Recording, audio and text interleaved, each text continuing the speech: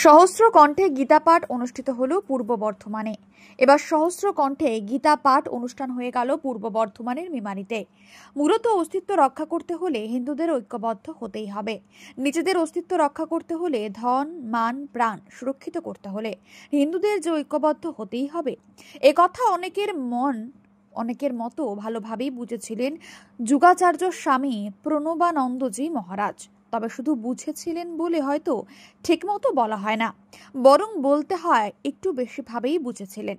তাই আজ থেকে প্রায় 100 বছর আগে তিনি হিন্দুদের সংঘবদ্ধ ঐক্যবদ্ধ হবার জন্য আহ্বান জানিয়েছিলেন।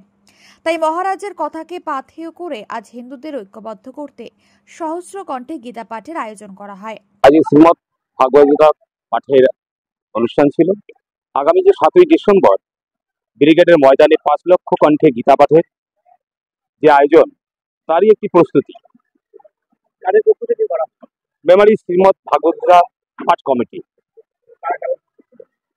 এখানে উপস্থিত ছিলেন বাংলার হিন্দু হৃদয় সম্রাট এবং রাষ্ট্রপতি পুরস্কার প্রাপ্ত,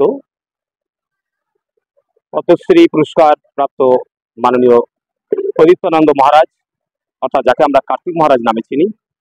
উপস্থিত ছিলেন স্বামী নীলানন্দ ব্রহ্মচারী মহারাজ, উপস্থিত ছিলেন স্বামী পরমাত্মানন্দ মহারাজ এবং আরো অনেক সাধুসন্ত মহারাজ, তারা উপস্থিত ছিলেন। আমার নাম বিশ্বজিৎ ঘোষ, এই শ্রীমৎ ভাগবত কমিটির একজন উদ্যোক্তা। আজ অনুষ্ঠানে উপস্থিত ছিলেন স্বামী প্রদীপানন্দ মহারাজ, কার্তিক মহারাজ, স্বামী নির্গুণানন্দ ব্রহ্মচারী মহারাজ, স্বামী পরমানন্দজি মহারাজ সহ একাধিক সাধু সন্তানরা। গীতাই মানব মুক্তির কারণ। আজকে ভারতবর্ষে এবং চতুর্দিকে যে দুর্নীতি, যে ধর্মীয় সাম্রাজ্যবাদ, যেভাবে মানুষের থেকে বিচ্ছিন্ন হয়ে যাচ্ছে, একমাত্র গীতার বাণী পারে আমাদের সামনের দিকে পথ দেখায়। একটাই কথা বলবো যে আমরা গীতার বাণীতে, গীতার মন্ত্রে উদ্বুদ্ধ হন। গীতায় যে সাম্য, ঐক্য, সমধর্মের কথা আছে, তার বাণীতে নিজেদের জীবনকে গঠন করুন এবং গীতার জীবনেই একমাত্র ভারতবর্ষের বৈদিক বিকাশের পথ প্রশস্ত করতে পারে। ভগবত গীতা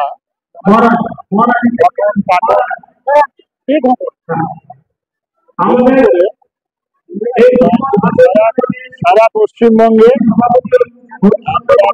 সন্ন্যাসী আরম্ভ করেছি। সামনে 7 ডিসেম্বর 5 লক্ষ কণ্ঠে গীতা পাঠের ব্যবস্থা করা হচ্ছে, তার প্রাক প্রস্তুতি চলছে।